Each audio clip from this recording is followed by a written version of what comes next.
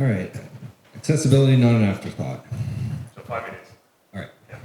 So accessibility in the W3C covers a number of different disciplines and domains, such as the WAY initiative, WCAG, ARIA, etc.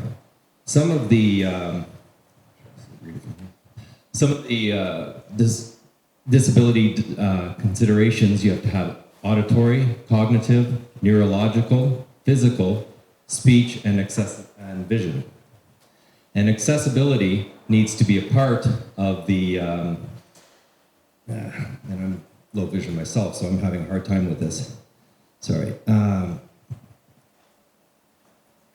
Needs to be part of the research, implementation, education, and outreach. So for accessibility, we have to have, accessibility is inherently just providing the information that's presented in one form into another modality, all right? So having accessibility built into the foundation of VR means anything built with VR has the ability to support accessibility. There may be other important things that a developer or content provider will also have to provide.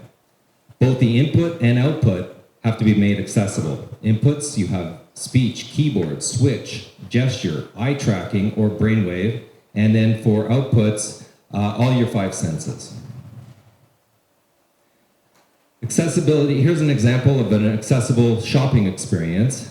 I can envision a system whereby a user will use gloves and a VR headset with complete audio and video that they can interact with, like a Minority Report style menu system. But for a visually impaired person, you also have to have the self-voicing menus, or being able to have the item described to the person. Proximity, like in an AR environment, more details about the item the closer that you're there, closer to. Or virtually select something and bring it closer to you that helps with a low vision person, or be able to gesture to expand it to zoom in. Speech input, but then also have to consider people who cannot speak or in a foreign language. Consider multiple disabilities, such as a deaf-blind person. So you may need the information sent to a braille display or a tongue display, or something else that has not even yet been invented. So this is about going into if you think about this, going into an expensive shop, all right, and you're going to buy a suit or a dress. You don't just look at the dress or item visually. You also feel it. You also listen to how does, like if you move it around, you'll hear it cognitively, auditorially.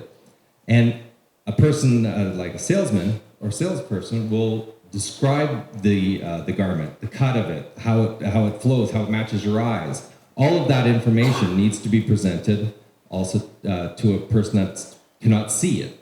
So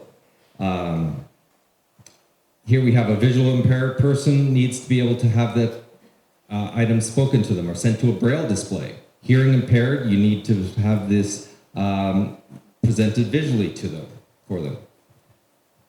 So things to consider for a charter for virtual reality: make accessibility a first-class citizen, and interact with other accessibility groups like WAY, WCAG, APA, etc.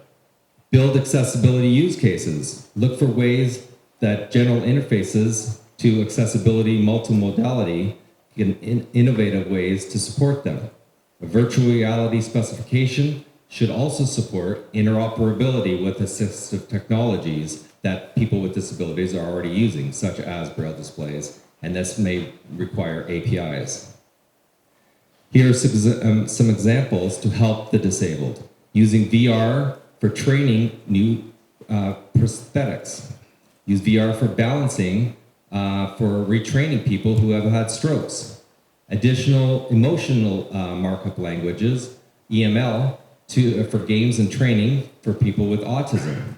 And VR, as VR matures, this will make things a way that, for a classroom, to have accessible APIs that allow students, for all students, to be able to enjoy this new emerging technology. And some final thoughts. How to make VR applications accessible to people with a range of disabilities, how to use VR to innovatively address new accessibility use cases, and consider lessons learned when making videos and images accessible. Thank you.